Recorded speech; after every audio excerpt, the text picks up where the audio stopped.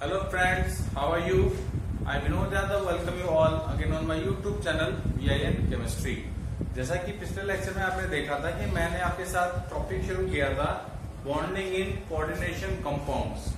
अब bonding in coordination compound से related मैंने कहा था आपके सिलेबस में 3 थ्योरीज हैं, जिसमें से पहली थ्योरी में पिछले लेक्चर में कर चुका हूं, इसका क्या नाम था, वर्नर्स थ्योरी।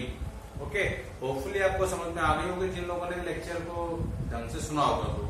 और मैं बार बार कहता हूँ कि लेक्चर सुनने के बाद प्लीज अपनी एनसीईआरटी बुक या जो भी आपके पास रेफरेंस बुक्स हैं उन्हें जरूर कंसल्ट जरूर कीजिएगा, फिर आपको क्लियरली समझ में आएगा कि बुक वाले ने क्या और कैसे लिखा हुआ। ठीक है, आज जो मैं थ्योरी स्टार्ट कर रहा हूँ उसका नाम वैलेंस बॉन्ड थ्योरी। बड़ी आसान थ्योरी है, बेहद आसान थ्योरी है। अब मैं क्यों कह रहा हूं उसको बेहद आसान, उसका एक रीजन है। रीजन ये है कि लास्ट ईयर 11th क्लास में आपने जो आपका 4th चैप्टर था केमिकल बॉन्डिंग वाला, अगर आपको ध्यान हो, उसमें हमने हाइब्रिडाइजेशन टॉपिक पढ़ा था। और जिन बच्चों को अगर वो हाइब्रिडाइजेशन निकालनी आती है तो वो इस टॉपिक को भी समझ जाएंगे, क्योंकि इस थ्योरी के मेन मकसद है कि जो कॉम्प्लेक्स कंपाउंड के अंदर जो कॉम्प्लेक्स आयन है, उस कॉम्प्लेक्स आयन में जो सेंट्रल एटम है आपका, उसकी हाइब्रिडाइजेशन क्या है। ठीक है जी, एक तो ये निकालते हैं, और एक चीज और निकालने को तो कह देता है आपसे कि क्या नाम है भाई, आपको ये बताना है कि what is the magnetic behaviour of the complex. तो दो चीज निकालने को देता है, और ये आसान सा टॉपिक है। मेरे को पूरी उम्मीद है कि आपको बिल्कुल समझ में आएगा। हालांकि इस टॉपिक को मैं 2 लेक्चर्स में पूरा करूंगा क्योंकि टॉपिक थोड़ा बड़ा है। क्लियर होगा? ओके, देखिए भाई, सबसे पहले तो देखिए सुनिए कि बैलेंस बॉन्ड थ्योरी के पोस्टुलेट्स क्या हैं। देखिए, जैसे कि आप सबको पता है, अभी तक आपने आईयूपैक्स सीखा है, आइसोमरिज्म सीखा है। आप सबने देखा था कि कॉम्प्लेक्स आयन के अंदर एक सेंट्रल एटम होता है जो डी ब्लॉक का होता है। ठीक है, तो देखिए पहला पॉइंट ये कहता है कि the central atom of the complex ion will make available the empty orbitals. किसके लिए? For the ligands to come to it and make coordinate bonds. Hindi की बात अगर मैं करता हूं सिंपल भाषा में, मैंने बोला आपसे कि भाई किसी भी कॉम्प्लेक्स आयन के अंदर जो सेंट्रल मेटल एटम होता है वो लिगेंड्स के लिए अपने पास जो खाली ऑर्बिटल्स होते हैं अवेलेबल कराने के लिए उन्हें अवेलेबल करवा देगा। ये हो गया पहला पॉइंट। दूसरा पॉइंट ये कहता है जो सेंट्रल एटम कितने ऑर्बिटल अवेलेबल कराएगा, भाई that will depend upon the number of ligands given in the formula. Simple सी बात है कि फॉर्मूला के अंदर कितने लिगेंड्स आपको गिवन है। ठीक है, वो हो गया हमारा दूसरा पॉइंट। अगला पॉइंट है कि जब वो ऑर्बिटल खाली हो जाएंगे तो आप देखोगे कि अलग अलग कंपाउंड्स के अंदर 3 तरह के ऑर्बिटल्स आपको मिलेंगे, एस, पी और डी, या उल्टा कर लो डीएसपी या डीपीएस, मतलब डी ऑर्बिटल, एस ऑर्बिटल और पी ऑर्बिटल। ओके, ये जो खाली ऑर्बिटल है they get hybridized to give rise to a new set of hybridized orbitals. Okay, और लास्ट पॉइंट इसमें क्या रखा है इन्होंने कि जितने लिगेंड्स हैं उसके हिसाब से आपकी ज्योमेट्री सेट हो जाएगी, या आप यूं कह दीजिए कि लिगेंड्स जितने भी हैं अपने नंबर के हिसाब से अपने आप को सेंट्रल एटम के सराउंडिंग में 3 डायमेंशनल स्पेस के अंदर अरेंज करेंगे so as to have a fixed geometry to the complex. ये कुछ पॉइंट है। ठीक है, आप देखिए कि आप पाएंगे इन कॉम्प्लेक्स आयन के अंदर 2 तरह के डी ऑर्बिटल आपको मिलेंगे। एक तो डी ऑर्बिटल मिलेंगे 3D, जब मैं कन्वर्जेशन लिखूंगा तो क्लियर हो जाएगा आपको। और अगला आपको मिलेगा बाहर वाला 4D। क्लियर? अब वो खासकर जब वो कोऑर्डिनेशन नंबर 4, कोऑर्डिनेशन नंबर 5 या कोऑर्डिनेशन नंबर 6 में वो 3 तरह से हाइब्रिडाइज करेगा। जैसे मैं एग्जांपल लेकर बताता हूं, 6 का एग्जांपल लेता हूं। ऑक्टाहेड्रल ज्योमेट्री बनाएगा तो या तो इस्तेमाल करेगा D2sp3 या इस्तेमाल करेगा sp3d2। जब मैंने कहा था D2sp3, यहाँ पे D2 पहले लिख रहा हूं, इसका मतलब 3D को इस्तेमाल कर रहे हैं। और जब मैंने कहा भाई sp3d2, इसका मतलब बाहर वाले D इस्तेमाल कर रहे हैं। अब कौन सा कॉम्प्लेक्स में अंदर वाले D का इस्तेमाल होगा, कौन से कॉम्प्लेक्स में बाहर वाला D इस्तेमाल होगा, उसके लिए आपको देखो मैंने पॉइंट लिखा है, इस पार्ट को याद रखिएगा, स्ट्रॉन्ग फील्ड लिगेंड्स। आपको सिर्फ ये लिगेंड थोड़ा याद रखने हैं, Cn minus, NH3, NO2 minus, NO, CO, ethylene diamine.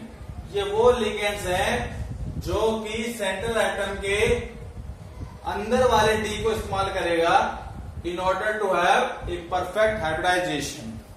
Okay, तो ये थी थ्योरी आपकी, जिसे आप बुक से पढ़ लेना। मैंने पॉइंट आपको समझा दिए, बता दिए। दोबारा सुनना हो तो लेक्चर चला के सुन लीजिएगा, फिर बुक से पढ़ेंगे तो आपको आराम से क्लियर हो जाएगी। तो ये थ्योरी वाला, लेकिन nobody will ask you to write down the points of this theory in your exam. He will simply ask you to apply this theory and he will give you certain examples. तो आज मैं आपके साथ discuss करूंगा केवल कौन से complex. मैं आज आपके साथ वो कॉम्प्लेक्स डिस्कस करूंगा जिनका कोऑर्डिनेशन नंबर है 6। यानी इन कॉम्प्लेक्सेस में आप देखोगे कि सेंट्रल एटम के सराउंड में 6 लिगेंड्स लगे हुए हैं। ओके, अब एक जगह तो मैं लूंगा, इनमें से कोई ले लूंगा 6 और एक जगह लूंगा बाहर वाला जो इस्तेमाल करेगा। तो ओवरऑल मैं आपके साथ 3 एग्जाम्पल डिस्कस करूंगा और तीनों एग्जाम्पल आपके सीबीएसई बोर्ड एग्जाम से दिए गए हैं। ठीक है जी। तो देखिए, मैं पहला एग्जाम्पल लेके समझाता हूं आपको। Cr NH3 6 3+। एग्जामिनर आपको ऐसे एग्जाम्पल एक दे देगा एग्जाम में, और ये क्वेश्चन 2 या 3 मार्क्स में आपको आते हैं। ठीक है जी। और मैं तो क्या एक एग्जाम्पल लिया, वो आपको 2 एग्जाम्पल भी दे सकता है। ठीक है, अगर 3 मार्क्स का क्वेश्चन हुआ तो आपने क्या करना है, इस कॉम्प्लेक्स आयन की हाइब्रिडाइजेशन निकालनी है, ज्योमेट्री निकालनी है और निकालना है इसका मैग्नेटिक बिहेवियर। ठीक है जी। तो बेहद आसान टॉपिक है, देखिए समझिएगा इसको। मैं स्टेप बाय आपको समझाता जाता हूं और आपको मजा आएगा। सबसे पहले क्या करना है, क्रोमियम को लिखिए। 24 इसका एटॉमिक नंबर है। फिर लिखना है इसके एटम में electronic configuration Ar18 3d5 4s1। ठीक है जी। अब देखो, ये तो सिंपल क्रोमियम की है। अब आप क्या करेंगे, इस कॉम्प्लेक्स आयन के अंदर क्रोमियम की निकालेंगे हम ऑक्सीडेशन स्टेट। क्या निकालेंगे, ऑक्सीडेशन स्टेट। रोज आप वो काम आप रफ में करेंगे साइड में। तो देखो, आप क्रोमियम की निकालें ऑक्सीडेशन स्टेट, तो Cr को तो X मान लीजिए। अमोनिया न्यूट्रल लिगेंड है, तो 6 × 0 = +3। ये चार्ज वहां जाएगा 0, तो X की वैल्यू क्या आएगी, +3। इसका मतलब यह है कि इस कॉम्प्लेक्स आयन के अंदर क्रोमियम का जो ऑक्सीडेशन स्टेट है +3 है। अब +3 होने के लिए क्या होगा, it will lose 3 electron from its outer most orbitals. एक यहां से चला जाएगा, 2 यहां से जाएंगे, तो क्या बनेगा, Ar, वो तो गया 0, 2 यहां से गए 3d3। उन्हें आप लिखने की जरूरत भी नहीं है, तो चले गए। क्लियर हो गया बात मेरे ख्याल से, यहां तक स्टेप आपको।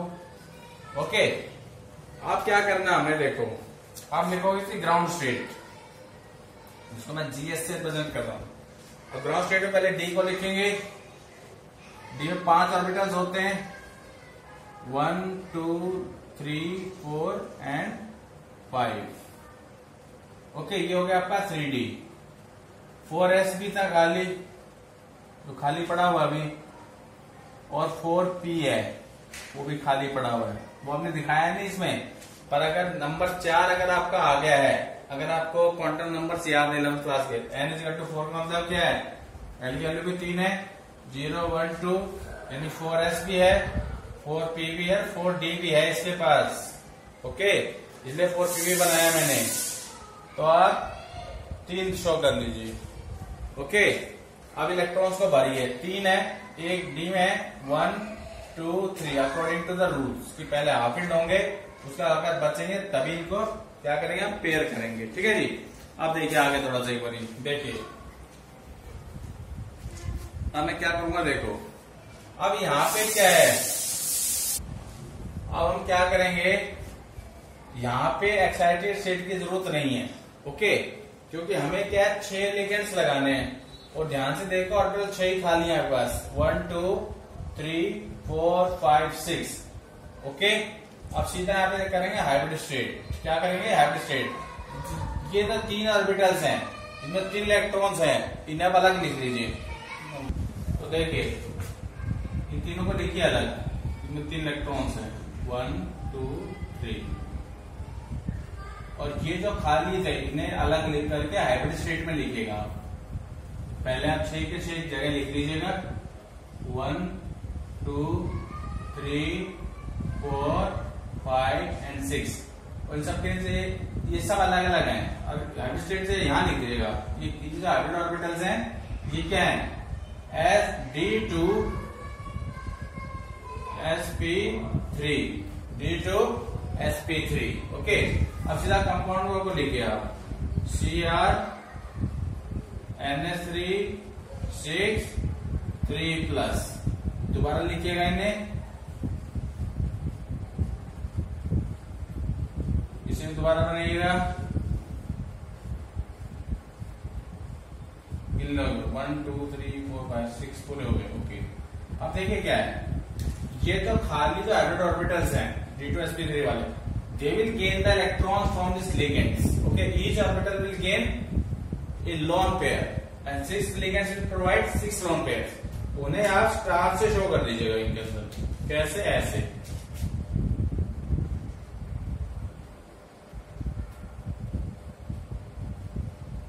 खत्म हो गया, आधा काम आपका हो गया। You have calculated the hybridization. अब इसकी लिखनी है आपको ज्योमेट्री। क्या लिखना है, ज्योमेट्री। या तो बना के लिखेगा या सीधा लिख दीजिएगा। अब d2 sp3 है, 6 लिखे थे तो ऑब्वियसली ऑक्टाहेड्रल ज्योमेट्री का है, तो मैं ज्योमेट्री वहां बना देता हूँ साइड में, ठीक है। तो बीच में लिखिएगा क्रोमियम, और ऑक्टाहेड्रल बनाने तो पहले ज्योमेट्री को सेट कर लीजिएगा with the help of coordinate bonds. एक अमोनिया यहां, एक अमोनिया यहां, एक अमोनिया यहां, इस तरीके से। सारा 11th क्लास का चक्कर है। अगर आपको 11th क्लास का 4 चैप्टर अच्छे से आता है ना हाइब्रिडाइजेशन निकालना, तो आराम से करें। अब देखो वहां मैंने जो कंपाउंड बनाया ज्योमेट्री, वो न्यूट्रल बनाया और गिवन के आयन है, तो आयन को इसमें क्या शो करेंगे, ऐसे करके 3+ लिख देना है यहाँ पे, और नीचे इसका नाम लिख देना, ज्योमेट्री का नाम